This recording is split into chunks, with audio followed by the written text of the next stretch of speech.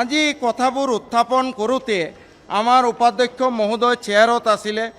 তেওঁৰ আমি অতি দুখ পাইছোঁ। তেওঁ আচলতে উপাধ্যক্ষৰ চেয়াৰৰ কাৰণে উপযুক্ত নহয়।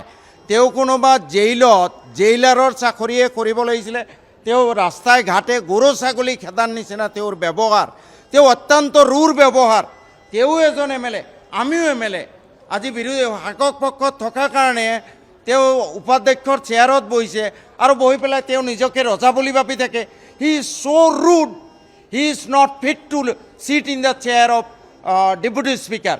এই কথাৰ মই প্ৰতিবাদ কৰিলোঁ। বিশেষকৈ এটা বিষয়ত, যেতিয়া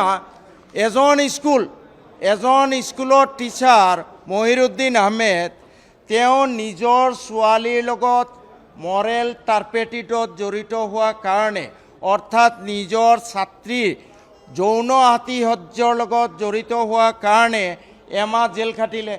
জেল খাটাৰ পিছতো 9 মাহলৈ তেওঁক ছাছপেণ্ডে কৰা নাই। জেলত থকা সময়তো তেওঁ দৰমহা পায়।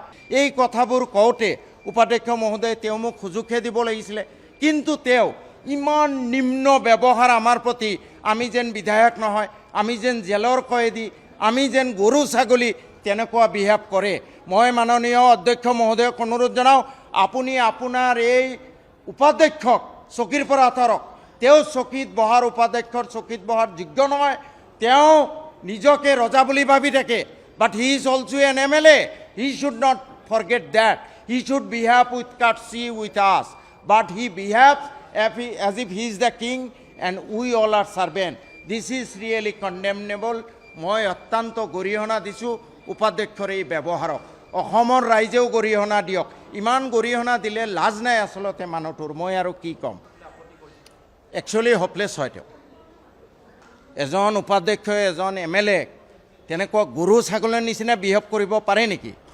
হপলেছ মানে কি? He is unbecoming. Really he is hopeless. নিজৰ সন্মান নিজে ৰাখিব লাগে। মই এজন MLA, তেওঁ এজন MLA। মই 4 লাখ মানুহৰ প্ৰতিনিধি, তেওঁ 4 লাখ মানুহৰ প্ৰতিনিধি। আমি লোকসভাৰ কাৰ্যপ্ৰণালী দেখি থাকোঁ। স্পীকাৰে সদায় কয়, প্লিজ MLA সাহেব, MP সাহেব, প্লিজ বাইটিয়ে, লাষ্টত ছাছপেণ্ড কৰে আৰু এই গৰু খেদাৰ নিচিনা কৰি থাকে। Is that the behaviour we expect from a deputy speaker? He is really hopeless. He is unbecoming to sit in the chair of deputy speaker. It is better for the state sooner he is removed from his chair.